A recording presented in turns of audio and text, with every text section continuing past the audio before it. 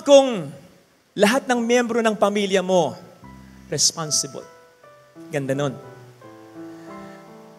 Kung pareho kayo ng pangarap ng asawa mo para sa mga anak ninyo, at dahil dito, mas malaki man ang sweldo mo sa kanya, at least nagsisikap siya para maabot ninyong pareho, teamwork, ang pangarap ninyo para sa inyong pamilya. Yung wala siyang bisyo, yung hindi siya magna-number 2, yung walang magiging mga balakid sa pagkasama ninyo. Ganda nun. Kung ang lahat ng mga anak mo nagsisikap talagang mag-aral, kung hindi mo na masyadong bumabarkada, at kapag nakapagtapos ay tutulong sa'yo, sa mga kapatid nito. At kung magpamilya man ay hindi naaasa sa'yo, hindi man makapagbigay, hindi na lang kukuha mula sa'yo. Kung nandun ang suportahan ng mga magkakapatid, ng mga anak mo,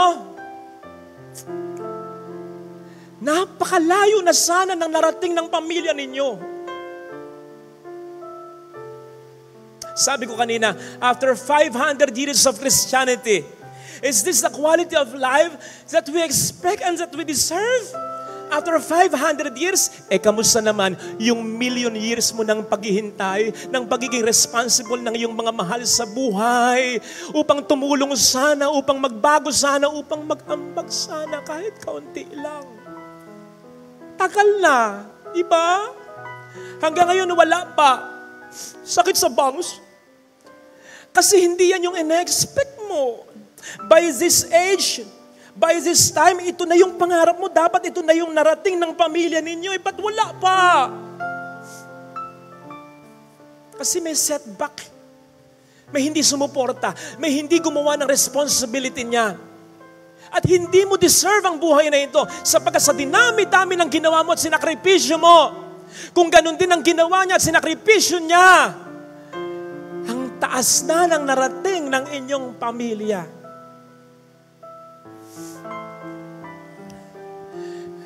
I feel for you.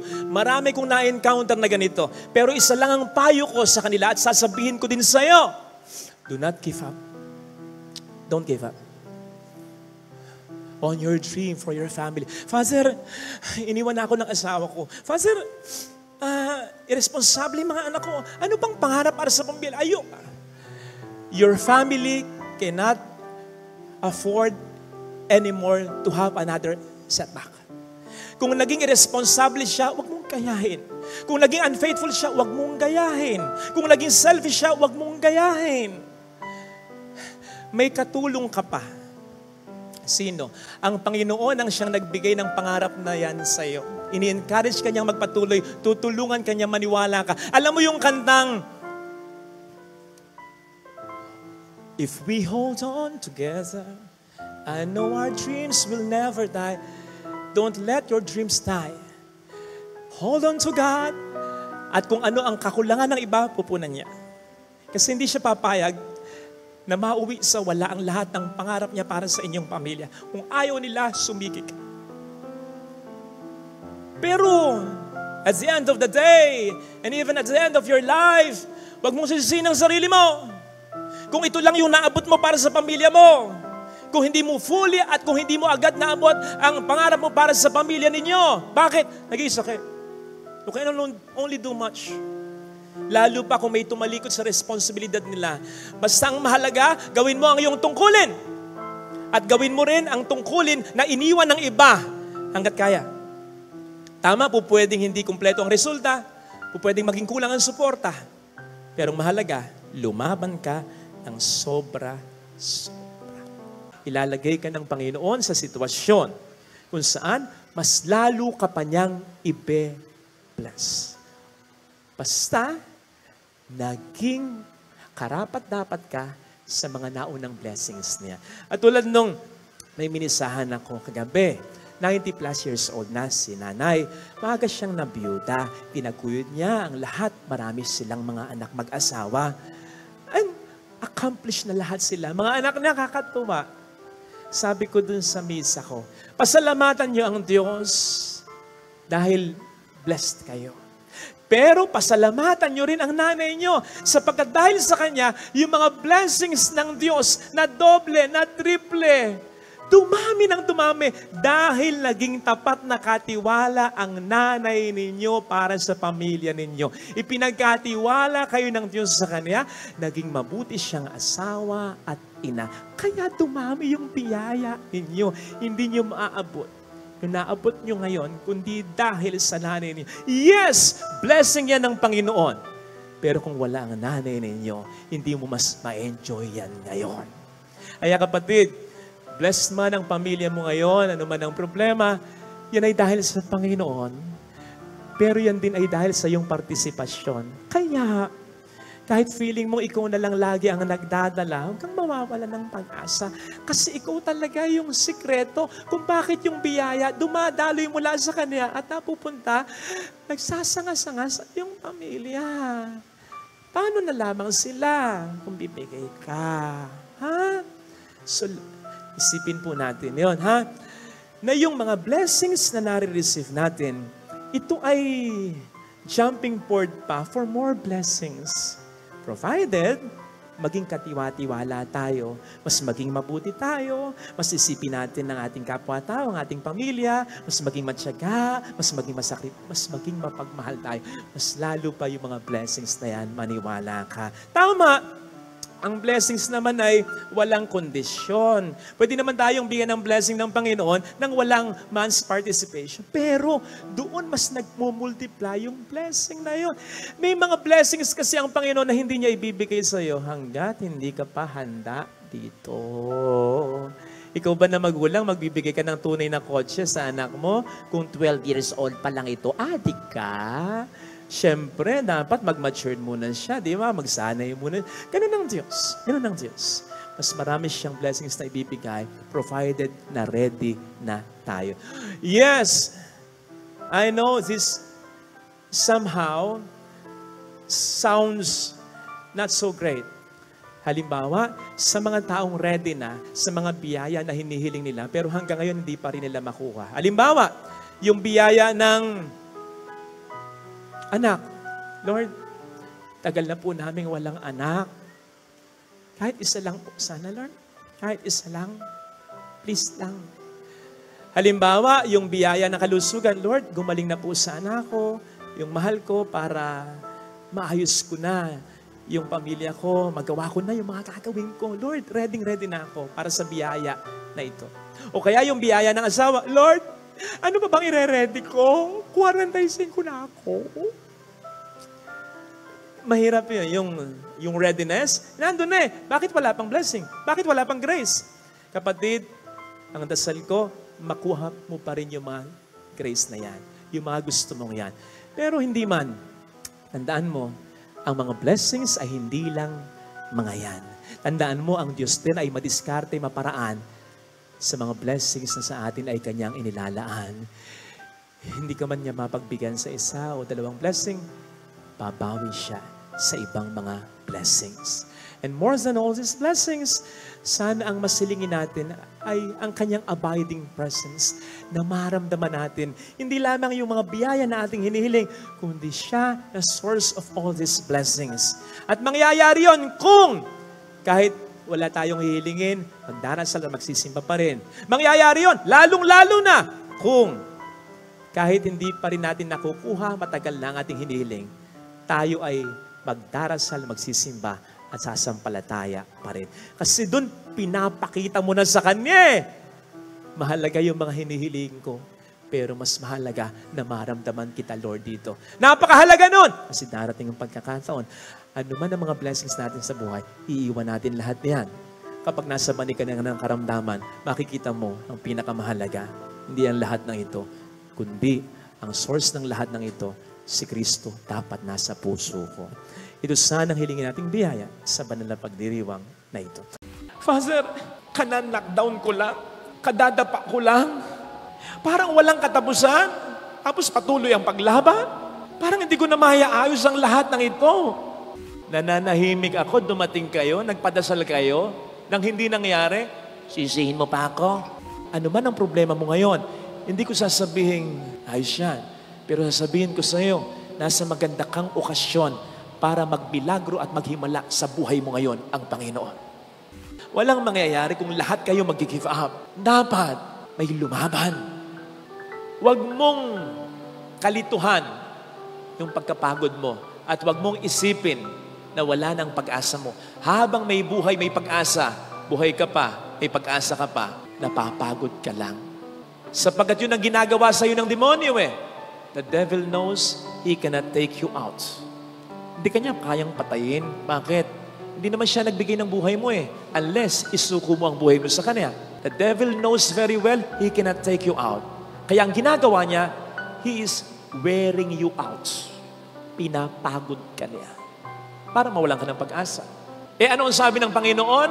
For those who are tired and weary, come to me. I will give you rest. Darating at darating tayo sa mga problema concerning our family. Pag dumating yan, isipin mo yung sermon na ito, ha? Kasama mo ang Diyos na nangangarap na iayos ang problema na yan. Ano ang pangarap mo? Sa sarili mo, para sa mga taong mahalaga sa'yo. Handa ka naman bang magsakripisyo para matupad ang pangarap na ito? May mga tao kasi na hanggang pangarap lang. Sabi nga nila, libre ang mangarap, walang bayad. Yun tayo eh. Kaya nangangarap halos lahat. Pero pag kinakailangan na maghirap, ayawan na.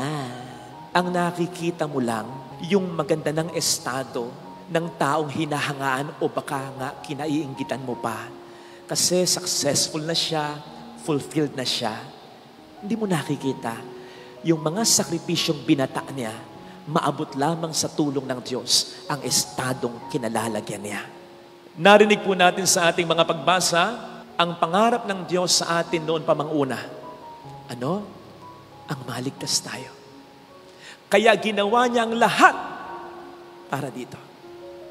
Nandiyan tayo'y nilikha niya, nandiyan tayo'y tinubos niya ng sariling buhay pa niya, ng pagkakatawang tao niya.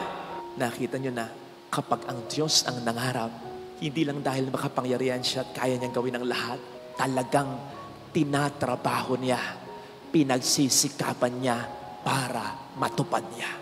That is why, kapag siya ang nangarap, pwedeng maantala, pwedeng magkaaberya along the way. Pero sa huli, mangyayari pa rin ang dakilang kalooban niya. Ito ang dapat na magbigay sa atin ng pag-asa para sa ating mga pangarap. Lalo na kung maiaalay natin ang pangarap natin sa pangarap ng Diyos para sa atin. Ito ang dahilan kapag may nagpapapray over sa akin with the intention, halimbawa, Ader, pray over nga, eleksyon, manalo sana ako sa eleksyon. Father, pray over para po makapasok ako sa trabaho na gusto ko, para mag-boom yung negosyo ko. Father, pray over para makapag-abroad ako. Father, something like that. Marinig man niya o hindi, talagang sinasabi ko sa panalangin ko kapag pinipray over ko yung mga taong kanyan. Ganito, Panginoon, matupad sana ang pangarap mo para sa Kanya. Ayun, lumalagay ako sa sigurado. Mahirap nang mag-pray over sa inyo. Masisi niyo pa ako. Pray over ako, hindi ako nanalo. Hindi ako nakapasa. Denied ako. Hindi ako nakapasok sa trabaho. Hindi nag-boom yung negosyong gusto ko.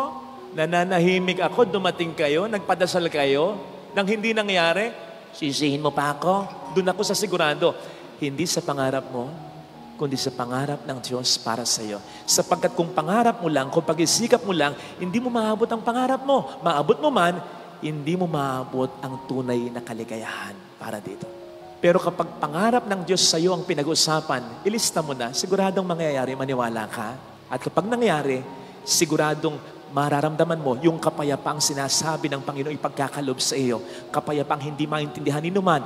Kapayapaan dahil natupad sa buhay mo ang pangarap ng Diyos para sa iyo. Sapagkat yun ang mas makapagpapasaya, mas makabubuti hindi lang sa iyo, kundi sa mga taong nakapaligid at maapektuhan ng buhay mo. Pero dapat, magsikap ka pa rin. Dapat, magtrabaho ka pa rin. Dapat, magpakabuti ka pa rin. Dapat, magdasal ka pa rin. Hindi dahil nakadepende sa lahat ng ito ang pagkatupad ng mga pangarap ng Diyos para sa atin. It's just that we must show to God that we are willing. Kasi kahit gusto niya at ayaw naman natin o hindi tayo worthy, bakit niya ibibigay sa atin? ang pangarap niya para sa atin. Di ba? Pero wag ka. Pag natupad ang pangarap niya para sa iyo, dahil nagsumikap ka rin, pinakita mong gusto mo, yun ang makabubuti at makapagpapasaya sa iyo. At sa mga taong maapektuhan ng buhay mo, as I said. Tingnan po ninyo sa halimbawa na ipinakita ni Justin Brownlee. Di ba? Tindi ng ginawa niyan. Huwag na lang natin pag-usapan muna yung kontra Jordan. Kontra China. Iba. Nakalain mo, ang tindi nung tambak sa atin, nahabol natin, nag-spearhead siya. Tapos yung less than 2 minutes, lamang pa ng 7 ang China, home court pa nila. Akalain mong sunod-sunod yung puntos ng taong yan? Including that game-winning 3, game-winning basket. Boom! Patay. Sabi nga nung maraming mga Pilipino, dapat gawin na yung national hero. Dapat ipagpagawa na natin yan ng rebulto. Naturalized player natin yan bilang Pilipino, ha? Pero alam po ba ninyo na hindi yan ang una niyang pangarap? Ang una na talaga niyang pangarap ay makapag-NBA talaga. Nag-try out siya? Yes, hindi lang minsan. Couple of times, pero hindi pinalad. Kasi masyado raw yatang maliit yung height niya sa height na hinahanap na forward sa NBA. Kaya dito siya sa atin napadpad. Pero pwede ba nating sabihin sa kasamang palad? I don't think so. Kasi kung pag-uusapan, kasikatan, I think kung naging NBA player siya, mas marami mas sikat kaysa kanya. Ngayon, talaga sikat siya. Pag-usapan pera, palagay ko, mas malaki ngayon ang kinikita niya sakaling naging NBA player siya. With all the favors na binibigay sa kanya, inaalagaan talaga siya. Lalo na ng Barangay Ginebra. Ngayon pa, ng buong Pilipinas pa. At kung naging NBA player siya, pwedeng ang magmahal lang sa kanya, isang estado lang sa Amerika. New York, Indiana, parang ganun lang. Pero ngayon, mahal na mahal siya ng buong bayang Pilipinas. So pwedeng hindi nangyari yung unang pangarap niya. Pero ang tinupad ng Diyos ay ang mas magandang pangarap niya para sa taong ito. Yan ay dahil nagsikap pa rin siya, nagtiyaga pa rin siya, he did not give up. Nanampalataya pa rin siya. Yun ang sinasabi ko bilang follow-up na payo dun sa mga nagpapapray over sa akin. Lagi ko sinasabi, basta brad, basta sister, ano man ang mangyari ha, nagsikap ka pa rin, magtiyaga ka pa rin, magdasal ka pa rin, sumampalataya ka pa rin. Pasasaan ba't matutupad ang magandang plano ng Diyos para sa'yo? Tama namang mahirap yung payong magsikap ka pa rin, magtiyaga ka pa rin. Lalong-lalo na kung nabigo ka, nasaktan ka, nagka-problema ka pa. Ang hirap ng payong ganyan. Pero kung iisipin mo naman, meron bang nanalo nang hindi mo na nabigo? Meron bang nasarapan, naligayahan sa buhay nang hindi mo na nasaktan? Meron bang nagtagumpay nang hindi mo na nakaranas sa mga problema sa buhay? Mars, wala. Parte ng buhay ang pagkakasakit, ang sakit, ang pagkabigo, ang problema. And besides, kung papansinin po ninyo sa Bible, halos lahat ng himala napangunahan ng isang matinding problema. Bago ang himala, may problema muna. The earth was a formless wasteland. Walang forma ang mundong ito, palot ng kadiliman. Di ba problema yan? Ano nangyari? Nilikha ng Diyos ang sandaigdigan. Ano yan? Himala yan. Problema, himala. Nagkasala ang tao. O hindi ba problema yan? Hindi natin kayang iligtas ang ating sarili. Kaya nagkatawang tao si Kristo para iligtas tayo. O hindi ba milagro yan? Problema ng kagutuman, kaya himala siyang nagpakain. Problema ng pag-aalipin ng diablo, kaya himala niyang pinagtabuyan ang mga diablo, ang mga demonyo. Himala ng kakalingan dahil may problema ng karamdaman. Problema ng pag-aalburuto ng dagat, kaya may himala ng pagkakalma ng dagat. O hindi ba't problema na namatay siya, pinatay siya? Ano nangyari? Ang himala ng muling pagkabuhay niya. Bawat himala, napapangunahan muna ng problema. Bawat milagro, may nauna munang matinding pangangailangan ng tao. Kaya kapatid, ano man ang problema mo ngayon, hindi ko sasabihin, ayos yan. Pero sasabihin ko sa iyo, nasa maganda kang okasyon para magmilagro at maghimala sa buhay mo ngayon ang Panginoon. You see, wala namang maling ma-knockdown. Sabi ko nga, parte ng buhay yan. Ang mali, manatili kang down. Sige nga, sa paglalarawan na lang, nakakita ka na ba ng boksingerong matapos ma-knockdown, hindi na tumayo? Hindi na bumangon? Walang ganon. Kung merong ganon, iba na yon. Patay na yon. Delikado na yon. Lahat ng boksingero, kahit ma-knockdown, tumatayo para makabawi. Hindi man sa boxing muli, kapag nabilangan na, kundi sa ibang bagay, sapagkat alam niya, tatayo at tatayo siya. Hindi lang boxing ang buhay. Marami pang mga laban na kung dapat pagtagumpayan at pwedeng mapaglabanan, mapagtagumpayan sa aking buhay. Ganon din sa buhay. Kung ma-knockdown ka, niloko ka, hindi lang yan ang buhay. May sakit ka, hindi lang yan ang buhay. Hindi nag-boom yung negosyo, yun lang ba ang negosyo? Hindi ka napasok sa trabaho, yun lang po ba ang trabaho? Yan lang bang taong yan ang makapagpapasaya sa'yo? At hayaan mong uminog dyan ang mundo mo sa pagkatalo, pagkabigo, sa problemang naranasan mo? Come on! Na-knockdown ka, do not stay down. Laban! Father, kana-knockdown ko lang, kadadapa ko lang. Parang walang katapusan. Tapos patuloy ang paglaban. Parang hindi ko na mayaayos ang lahat ng ito. Sino ba nagsabi sa'yo, lahat ay tapusin mo, lahat ayusin mo? Masyado ka lang nabibigatan kasi iniisip mo na yung 10 years from now, 5 years from now, iniisip mo na agad, dapat magkaganito, dapat maayos to, dapat maayos yon. One at a time. Kung ano lang muna yung kaya mo. Sapagkat ang Diyos ang siyang magpupuno ng kakulangan mo. Siya ang aayos. Siya ang magtatapos ng lahat. Basta huwag kang mag-give up. Alam niyo sa Bible, may digmaan dun sa Old Testament. Hindi ito fiction, nangyari talaga ito. Pinapangunahan ni Gideon ang mga Israelita. Ang kalaban nila, mga Madianita. Ang mga Madianita, ilan? Kunti lang, 135,000 lang naman. Ilan naman sina Gideon at ang mga Israelita ang piniling bayan ng Diyos? 32,000. Kontra sa 135,000 ng mga Madianita. Pero ang susurpresa, alam ninyo, nang mag-report si Gideon sa tunay na Diyos, kay Yahweh. Sabi niya, Mosing, makikipagdigma tayo. Ang kalaban po natin, 135,000. Parang gusto sabihin siguro ng Diyos, alam ko. Tayo po ngayon ay 32,000. Alam niyo, sabi ng Diyos kay Gideon, sobrang dami niyo. Pagbawas kayo. Kaya nagbawas sila. Yung 32,000, naging 10,000 na lang. Nag-report si Gideon sa Diyos, Lord, we only have 10,000. Alam niyo, sabi ng Diyos, marami pa rin yan. Magbawas kayo. Palagay ko, hindi na nagbawas si Gideon. Usang nabawasan na lang ako man yun. Laban natin, 135,000, tayo 10,000 lang. Bahala kayo dyan. Kaya yung 10,000 naging 300 na lang. Nang sabihin ni Gideon sa Diyos, Lord God, we only have 300 men. Alam niyo sabi ng Diyos, very good. Very good. Siguro iniisip ni Gideon, bibigyan ako ng missile nito, bibigyan kami ng mga rockets nito, bibigyan kami ng mga tangke nito. Kapatid, wala pa noon kang mangarap ng ganyan. Kaya ano yung binigay na kasangkapan sa kanilang pangdigma? Ay nako, eto, torches, jars, trumpets. Kung ikaw yung kasama ni Gideon, 300 lang kayo kontra 135,000, yan ang gamit nyo. Anong isipin mo? Ano tayo magpa-party? Pang night party, pang beach party, yung mga gamit na yan But as I said, hindi fiction yan. Nanalo sila na 300 men. Alam nyo ang dahilan ng Diyos, nasa Bible, kung bakit ganun lang ang number nila at ganun lang din ang gamit nila. Ayokong pag nanalo kayo, isipin ninyo dahil sa inyo. Gusto ko pag nanalo kayo, ang lagi niyong isipin, ako ang nagpanalo sa inyo. Kasi gustong iparamdam ng Diyos ni Yahweh kay Gideon at sa mga Israelita yung pinaramdam at sinabi niya kay King Josaphat sa 2 Chronicles 20:15, do not be afraid of your vast enemies, for the battle is not yours, it is mine.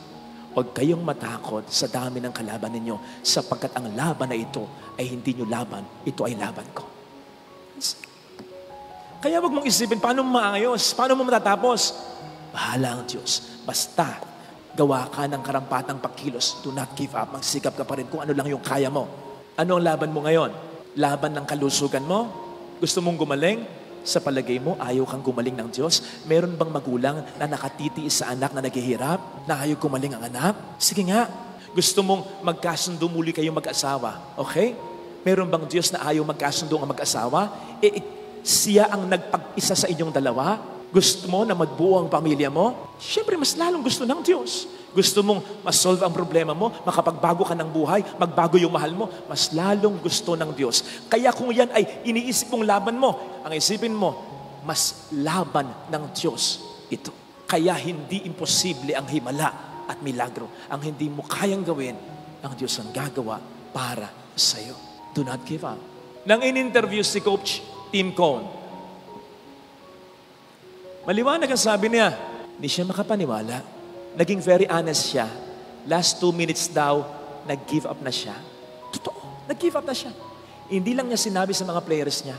Sa loob-loob daw niya, hindi pwedeng manalo kami. Sigurado to, olats to, talo to. Tanggap na niya. Sabi nga niya, dagdag pa niya, akala ko, sa pelikula lang nangyayari ito. Nangyayari. Boom! Boom! Kaboom! Panalo! Eto ngayon ang itatanong ko sa inyo. Di ba sabi ko, do not give up para may himalang maganap? Nag-give up bakit may himala pa rin naganap? Sagot, siya mismo ang nagsabi, nag-give up ako, pero hindi ang mga players ko. Kaya may nangyaring milagro. Kapatid, si Coach Tim Cone lang naman ang winningest, pinakamaraming naipanalong kampyonatong coach sa kasaysayan ng PBA, nag-give up. Darating ang pagkakataon sa buhay mo, sa dinami-dami ng problema ng pamilya ninyo, yung pinakamatalinong kilala mo sa pamilya, pinakamaysay sa pamilya, pinakamayaman, pinakamakapangyarihan, baka siyang magsabi, ayoko na, give up na, wala na tayong magagawa. Pag ganon, do not give up. Para may mangyari pa ring milagro, may himala pa ring maganap. Walang mangyayari kung lahat kayo mag-give up. Dapat may lumaban. Huwag mong kalituhan yung pagkapagod mo at huwag mong isipin na wala ng pag-asa mo. Habang may buhay, may pag-asa, buhay ka pa, may pag-asa ka pa, napapagod ka lang. Sapagkat yun ang ginagawa sa iyo ng demonyo The devil knows he cannot take you out. Hindi kanya kayang patayin. Bakit? Hindi naman siya nagbigay ng buhay mo unless isuko mo ang buhay mo sa kanya. The devil knows very well he cannot take you out. Kaya ang ginagawa niya, he is wearing you out. Pinapagod ka niya. Para mawalan ka ng pag-asa. Ano ang sabi ng Panginoon? For those who are tired and weary, come to me. I will give you rest. Alam ng Panginoon mapapagod ka. Alam niya. Kaya yung demonyo, inuunahan na niya. Pag napagod ka, huwag kang lalapit sa demonyo. Mas lalo kang mawawalan ng pag-asa, diskarte sa buhay. Lumapit ka sa akin. Bibigyan kita ng kapahinga sapagkat magginhawang dalhin ang aking pasanin. Father, teka. Sabi mo, bibigyan niya ako ng pahinga. Bakit bibigyan niya pa rin ako ng pasanin? Ganito. Ang pasaning ibibigay niya ay mas kaya mo sapagkat kasama na siya sa pagbubuhat nito. Alam po ninyo yung pamatok na nilalagay dito sa batok ng isang animal, halimbawa baka o kalabaw o asno, nasanay tayo dito sa Pilipinas na isa lang nakalagay, di ba? Isang hayop lang, nakalagay isang pamatok lang. Sa mga Israelita, si Jesus ay isang Hudyo. Dalawa yan. 2 animals yung nagdadala. So magkahugpong na 2 pamatok. So in essence, sinasabi ng Panginoon, ito ang pamatok na ibibigay ko sa iyo. Karpintero ko, ako ang gumawa nito.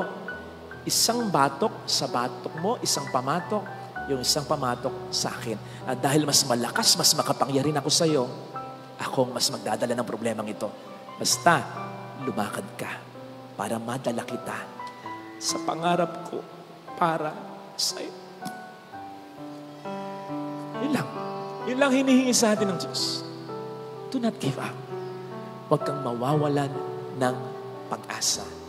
Lagi kong sinasabi, hindi ka buhay ngayon kung wala nang magandang balakin para sa iyo ang Panginoon. Lalong-lalo na when it concerns your family.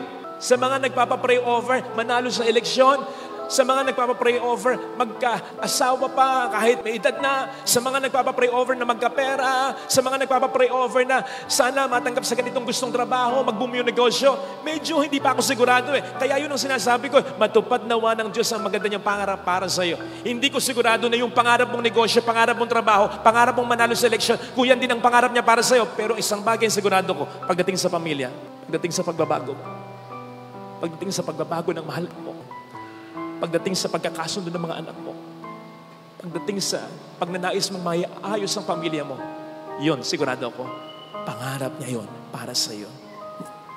Eh di ba, yan ang pangarap natin lahat?